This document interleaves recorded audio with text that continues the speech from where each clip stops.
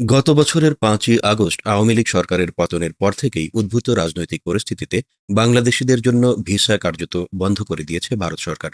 প্রায় ১ বছর ধরে চলমান এ পরিস্থিতিতে রীতিমতো ধস নেমেছে কলকাতার পর্যটন নির্ভর অর্থনীতিতে। সবচেয়ে বেশি ক্ষতিগ্রস্ত হয়েছে মিনি বাংলাদেশ নামে পরিচিত new market, free school street এবং মার্কুয়েস স্ট্রিট সংলগ্ন অঞ্চলটি। শুধু এই এলাকাতেই ১,০০০ কোটি রুপি আর্থিক ক্ষতির শিকার হয়েছেন স্থানীয় ব্যবসায়ীরা। আর সামগ্রিকভাবে ব্যবসায়িক এ ক্ষতি ছুঁয়েছে প্রায় ৫,০০০ কোটি রুপি। সম্প্রতি এমনই তথ্য প্রকাশ করেছে ভারতের প্রভাবশালী সংবাদ মাধ্যম টাইমস অফ ইন্ডিয়া।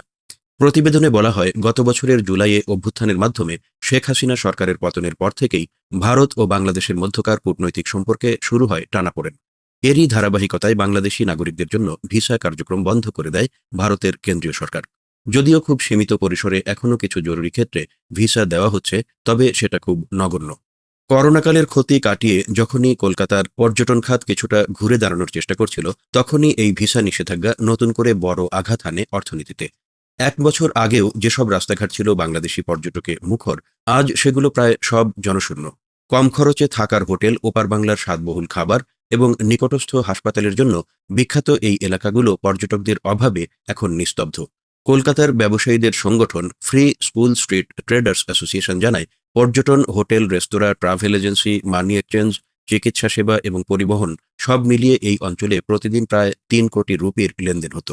সংগঠনটির সাধারণ সম্পাদক হায়দার আলী খান বলেন, শুধু নিউ মার্কেট ও বড়বাজার অঞ্চল যুক্ত করলে এই ক্ষতির পরিমাণ ৫,০০০ কোটি রুপি ছাড়িয়ে যাবে। পর্যটকদের অভাবে বর্তমানে কলকাতায় অনেক ব্যবসা বন্ধ হয়ে গেছে।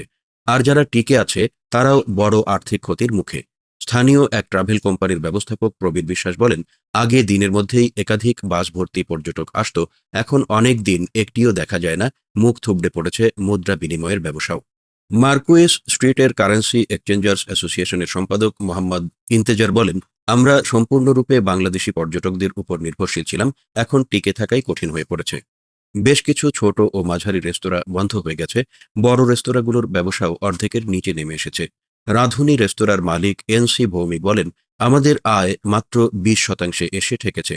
এই অবস্থা বেশি দিন চললে আমাদের টিকে থাকাও অসম্ভব হয়ে পড়বে।